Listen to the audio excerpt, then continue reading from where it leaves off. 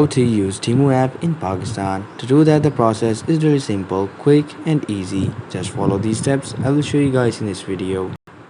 Install Temu app from the Play Store, and once the app is installed, we'll head over to the application and we'll open it.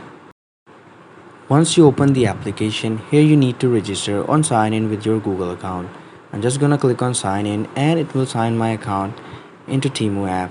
What we will do next is, now this is the interface that it will show you after you have logged in your account, and below bar you will see all these different options known as categories, you and cart. If you click on you, here you will see all of your orders appearing that are linked with your account. You can go and click on them, and just like that your account will be activated and attached to Temu. And next thing that we want to do is set our payment, so we can click on this icon on the top right corner, and here you will see your payment methods.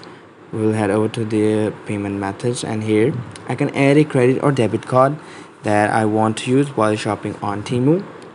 And similarly, we can head over to the account security, and here we can add our phone number. We can turn on our two-factor authentication and add a password for our account. Well, that's how you can go and use Temu app in Pakistan. I hope you found this video helpful. I'll see you guys in the next video.